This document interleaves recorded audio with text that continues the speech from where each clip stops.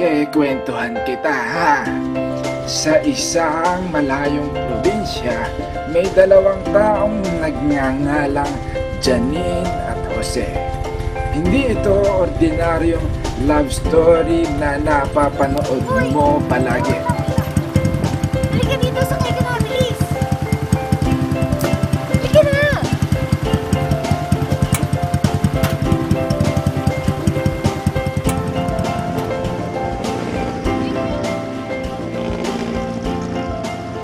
Oy!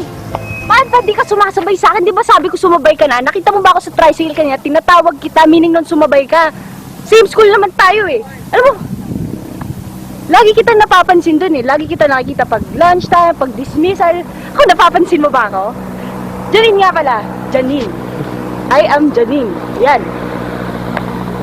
Alam mo, parang may connection tayo. Bakit di tayo palagi magsama? Alam mo kasi, parang nakikita ko, pwede tayo maging tayo in the future eh. As in, ganito kikwentuhan kita. Ako, gusto ko sa relationship, yung walang iyakan, hindi masyado sweet. Gusto ko yung parang, ganito lang, magkaibigan lang tayo. Tsaka, parang gusto kita makasama palagi, as in palagi. Pero ayoko sa loob ng school, gusto ko sa labas lang. Tapos gusto ko, magkaroon ako ng 5 anak. Pwedeng 3 babae, 2 lalaki, or basta kahit ano. Pero gusto ko pagkatapos na yun ang kasal kasi importante sa akin yung kasal. Hoy, nakikinig ka ba? Ano ba, hindi ka ba marunong mag-react? Alam mo, salita ko ng salita dito. Ano yung ginagawa? Aray! Ano nga ba? Salita ka naman, di ba? Ang ingay-ingay mo nga sa school eh. Pasalita ka tuloy. Tara na nga, maghanap tayo ng tambayan. Please. Kung tayo ay matanda na. Si Janine yung tipo ng tao na masasabi mo talagang kakaiba. Saan ka ba naman makakakita na ang babae ang unang magpapakilala? Ito namang si Jose, sumama agad. Aba, kita mo nga naman. Ako'y hagdan at yakapin. Dinala ni Janine si Jose sa isang lugar na malayo sa sibilisasyon. Tanda natin. Alam mo, nagkakatakot dito ako dumidiretso. Pero, mas masaya ngayon kasi may kasama na ako. Pakinggan mo. Oo, alam ko na yan. Ano ka ba? Pakinggan mo nga eh! Lapit ka. Ah!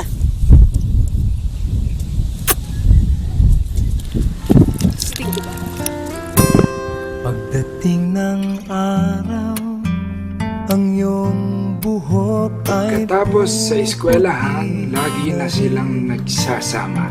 sabay. Hindi mo nga maintindihan si Jose na kahit di niya naiintindihan si Janine, sunod lang siya ng sunod. Dahan-dahan nagiging komportable sila sa isa't isa.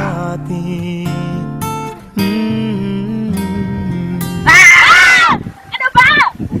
Para saan yun?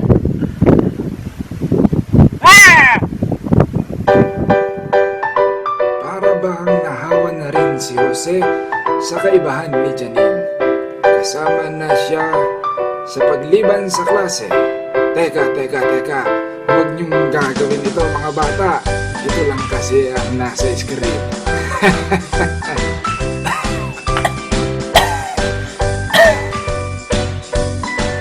Ramdam na nila ang kasiyahan tuwing magkasama sila. Ang dating hindi nagkakaintindihan ay nagkakasundo na. Pag nagawa mo yan, makakaganti ka na sa akin. Ba't mo ako pinatukan? Ijalin mo ako! Aray ko! Bakit? Ginagawa mo ah. Wala pa nga eh. Bibigay ko palang instruction sa'yo eh. Nakikita mo yan? Pangalan ko yan. 9. Janine. Okay. Ngayon, may 6 na sticks dyan. Pag nagtanggal ka ng 3, dapat 9 pa din siya. Magtatanggal ako ng 3 pero 9 pa din siya. Oo. 9 yan, di ba? Pwede ko siyang baguhin ng arrangement. Hindi mo pwedeng baguhin ang arrangement basta magtatanggal ka lang ng 3. Tapos 9 pa din siya. 9 pa din siya. Ito, 1, 2, 3.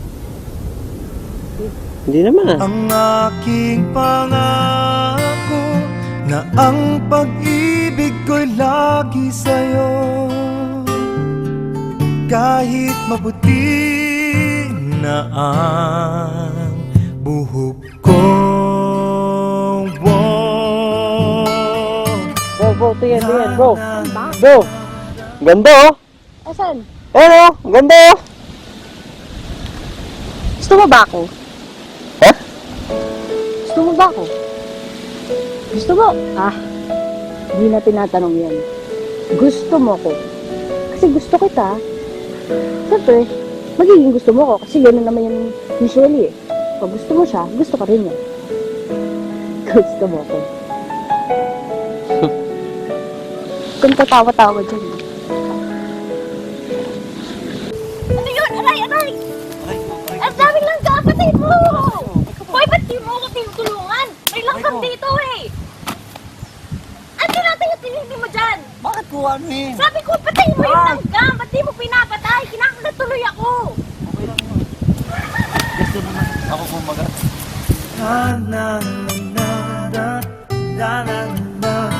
Dahan-dahan na dumidiskarte si Jose.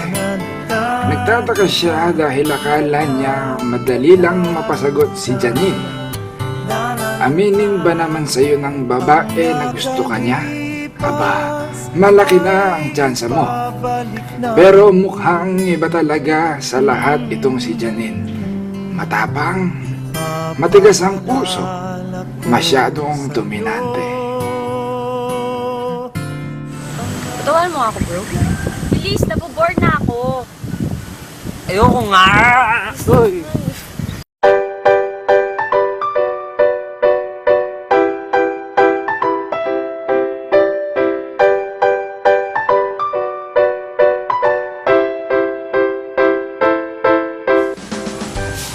Yak!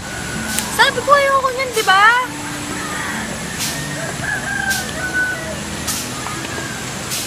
Ew! Sabi ko, di ba? Ayoko ng mga mashi.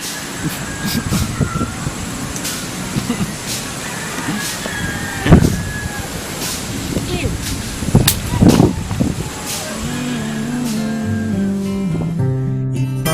Ipapaalala ko sa'yo ang aking pangako na ang pag-ibig ko'y lagi sa'yo. Magkasama sila araw-araw. Gusto nila ang isa't isa. Kahit Pero hindi maliwanag kung ano bang meron sa kanila. kahit maputi Di man sila naiintindihan ng mundo. Masaya na sila na silang dalawa lang ang nagkakaintindihan sa mundo.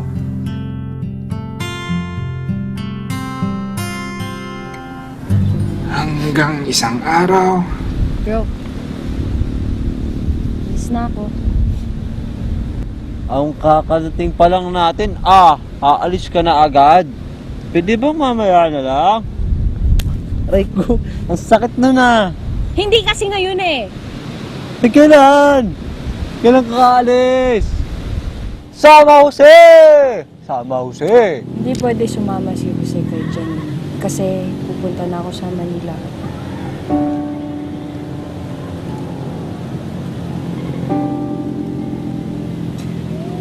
Ano gagawin mo sa Manila?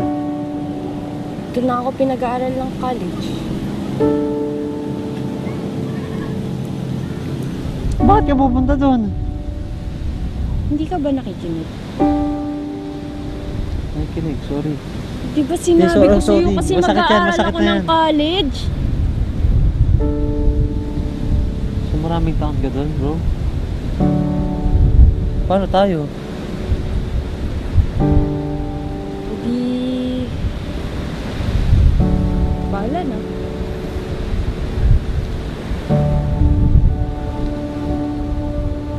Ganun lang? Oo. Pupunta ka dito palagi. Pero... mag-isa ka na lang.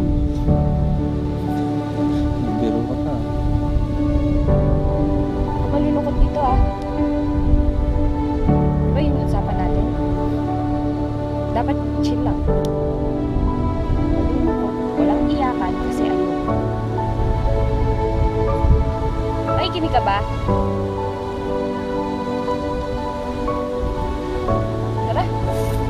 Okay na yan. Ay, bag ko ah. Nagulat si Jose sa mga pangyayari. Sa sobrang lungkot nito, ay di niya nakayanan ng gabing umuwi sila. Kaya naman agad niyang itinakas si Janine sa bahay nila at dinala sa lagi nilang pinupuntahan.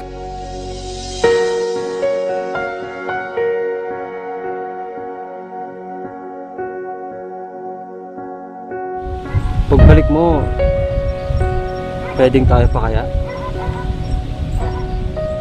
Pwede, oo. Pwede din hindi. After 5 years, babalik tayo dito. 5 years? Sige, una ka. Saan ba ka? Ano talaga ako? Susunod ka. Ano ba? Basta naman. Makakalimot bro ah. Oo naman, Tara! bro!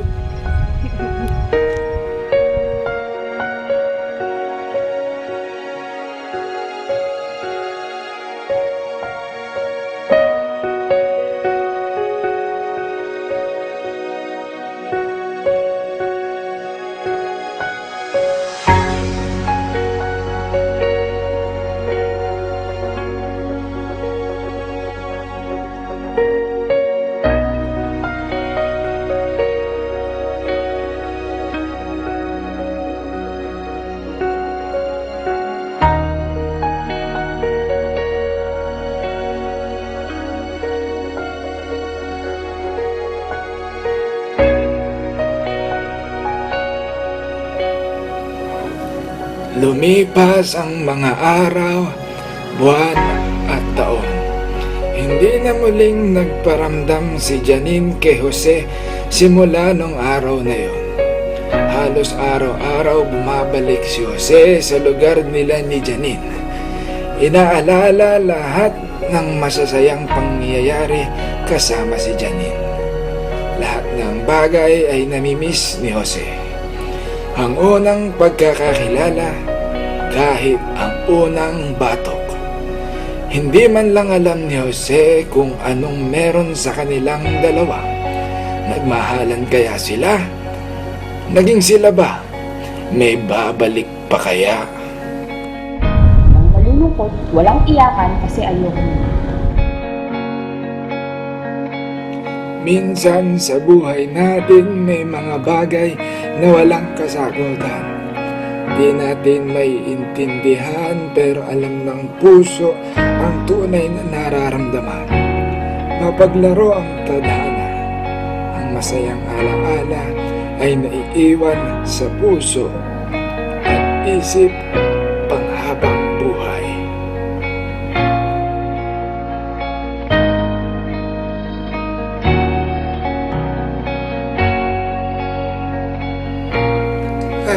Teka, hindi pa tapos. Babalik ako, magbabanyo lang ako. I-tweet niyo muna ngayon. I-Janine mo ako. Isipin niyo na lang, lumipas na ang 5 taon.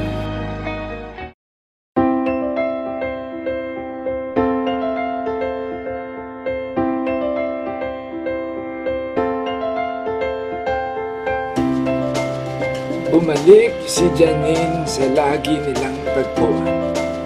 Ngunit, nalungkot siya dahil wala si Jose. Hoy! Andiyan ka pala eh!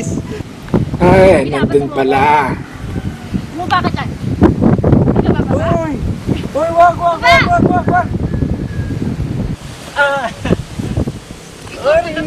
Sorry. May boyfriend ka na?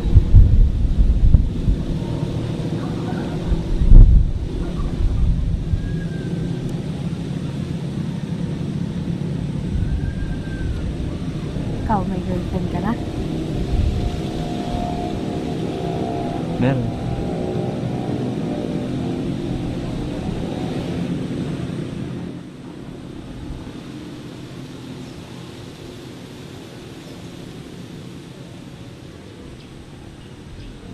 Okay, dito din siya?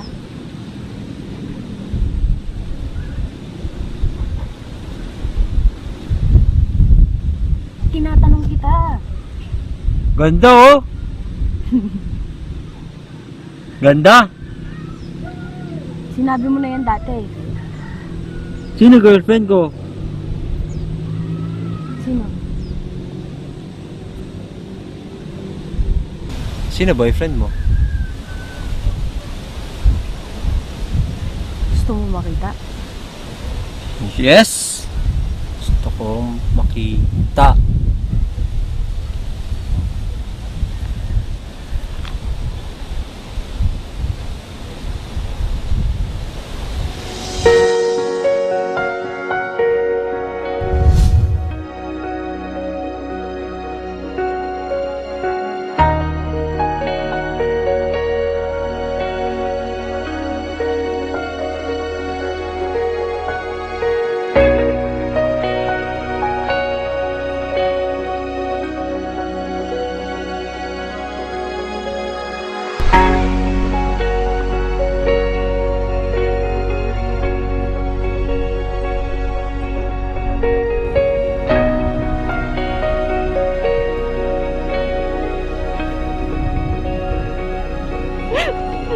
Namiss kita eh. Dito ko na ba for good? Hindi. Aalis din ako bukas.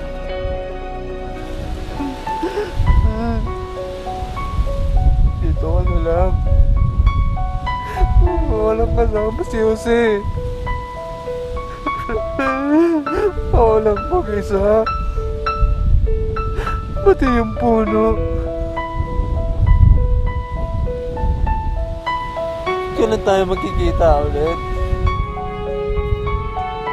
Hindi ko alam eh.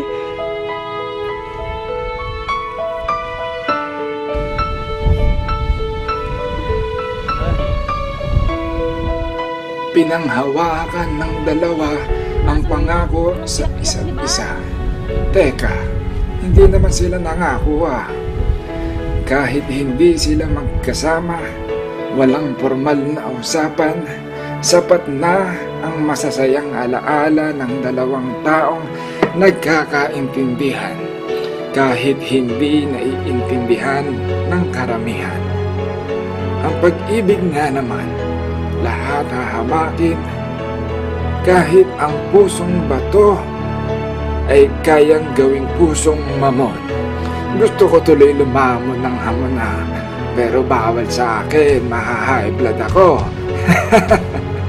Ang taong normal, kayang gawing abnormal. Ang abnormal, kayang gawing normal. Ang pag-ibig ay masarap sabihin at pakinggan. Pero kahit hindi mo masabi, mas masarap kung ipaparamdam at mararamdaman.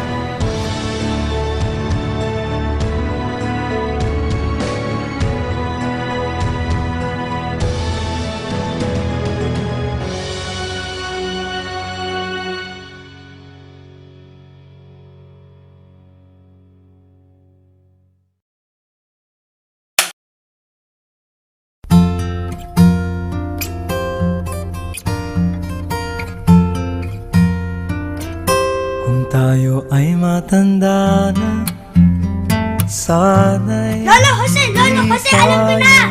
magbago.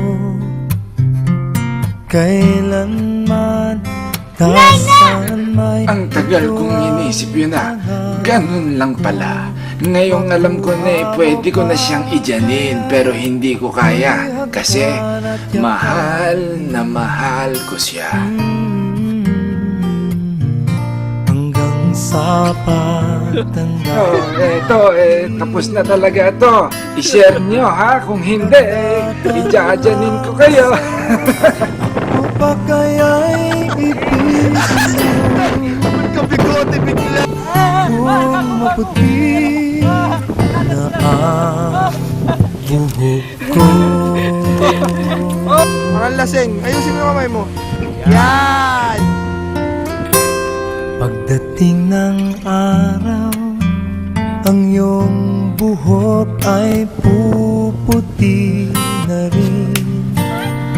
Sabay tayong mga ngarap ng nakaraan sa atin. Ang nakalipas ay ibabalik natin.